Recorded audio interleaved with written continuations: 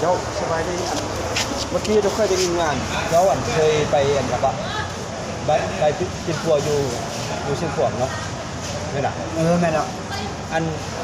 ขอโทษด้วยล่ะอันไปอันเขาเจ้าเฮ็ดจะได้อันก็จะว่าไปกินน้ำสาบานอยู่กับเทวดาอยู่เชียงขวางเลยกินมันนี่ตอนเวลาเขาไปกินก็ห้าคือกันกินจังมื้ออ่ะก็บ่แม่นกินจากมื้อเฮาไปแล้วเฮาก็ไปบูชาเอาไปอันน่ะบูชาอันซื้อเอาอันน่ะโถน้ำมันน่ะมันเป็นโถคือแบบโถเขาตักบาตรอันน่ะน้ำมันก็จะตักจากฟุ้ยหั่นเต็มโถเลยแล้วก็เป็นเอาน้ำอยู่ฟุ้ยเห็นไหมกินเป็นน้ำเขาดูดออกมาจากบ่อโอ้เป็นน้ำมันน่ะออกมาจากถ้ำบ่แล้ววันนี้กินแล้วมันก็ห้าแล้ววันนี้เขากลับมาเลยมันเป็นคือเขาอันกินจังมื้อไปกินอยู่หั่นกินจากมื้อเขาไปมื้อนึงเขาก็กินมื้อนึงมื้อเขาไปแล้วกินแล้วก็กลับมากินแต่โถเดียวโอ้หลายคนบอกไปโอ้ยหลายบ่หลายจะช่วงนึงหั่นคนไปหั่นอย่าว่าจะเป็นร้อยเป็นพันรถจนบ่มีบรรจอดเชียงขวางโอ้ไปแล้วเพิ่นให้สังให้สบานได้ว่าหรือว่าอะไรเฮาก็ขึ้นไป5อันแม่อันผู้อันเขาว่าให้ฟังอะไรเฮาขึ้นไปเฮาก็ไปใส่เงินอยู่หั่นเอาเงินป้อนเอาเงินใส่หั่นน่ะเขาบ่เอาหลายเขาเอา10,000แต่หาเอาแต่เงินไป1,000กีบ10ใบจะเอาไป10,000ใบเดียวไปใส่อยู่โทหั่นบ่ได้บ่เอาต้องเอาใบละพันให้มันฮอด10,000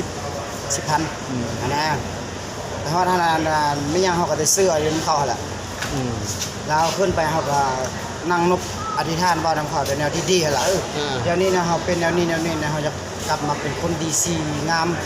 จะเป็นคนฮู้คนเฮ็ดสลาดบ่ได้เป็นแนวใดก็ลูกหลานเจ้าขอสาบานกับเจ้าพญาอินทร์กับเทวดาอยากกินน้ำเจ้านี้ถ้าว่ามีจริงเสียงจริงก็ถ้าว่ามีแท้คือแบบเขาห่วงมด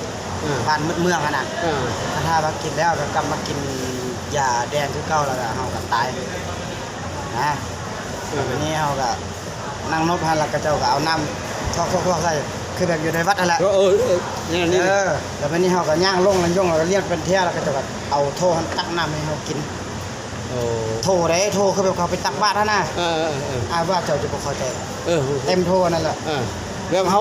ฮาบ่ได้เสียเงินหยังอีกติมีแต่ก็ยังว่าเสีย 10,000 10,000นั่นเจ้าว่ามื้อเอามากินเพื่อนเอามากินอยู่เฮือนบ่ได้เฮาไปหั่นแล้วเฮากินอยู่หั่นกะฮะกะมาเจ้าว่าเที่ยวกินอยู่3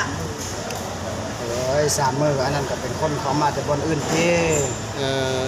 เฮาก็ยังไปกินหั่นกะฮะแล้วโอ้แปลว่าคันผู้ใดไปกินคืนแล้วตายเพิ่นว่าบ่เฮาเสิวันนี้อยู่เฮาก็กลับออกพากันออกมาซ่ากันอยู่นอกนั่งคิดตัวกินน้ำแนวนี้เนี่ยเขากินหลายแล้วมันไผสิบ่ฮากเขากินแต่น้ำปัจจุบันเขากินเฮาก็ยังฮากแต่แม่ม่นมันยังได้ยินอยู่ในเฮือนมันยังแล่นออกมาเอาไม่โดนฟืนวิใช่เนาะว่าเฮาจะไปลบลู่เขานะ4-5เม็ดพุ่นเต็มอันนั้นเต็มขันเนาะ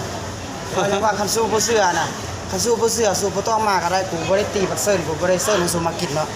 มันมาแล้วสู้เต็มใจด้วยมากินแล้วสู้มากินแล้วสู้บ่เว้านั่นเป็นแกล้งเฮาล่ะบ่เด็ดก็บ่ล่ะเขายังเล่นออกมาเอามันโดนฟืนวิใส่เขาได้ยินเลยครับว่าเขาอยู่ถึงเฮือนเฮาน่ะเขาอยู่บ่ไกลๆเว้าเขาเนี่ยมันบ่แม่นคนดีน่ะคนดีมันบ่เฮ็ดซั่นแม่นบ่เฮ็ดตั้งแต่ยามนั้นมาก็คนที่เข้ามาหั่นก็เขาก็คือหลายอันหลายแนวได้โอ้คนจังเท่าใดเนาะผู้นึง10,000ก็ตัว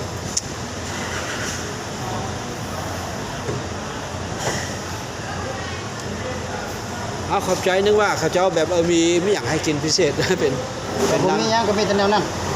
ขอบใจ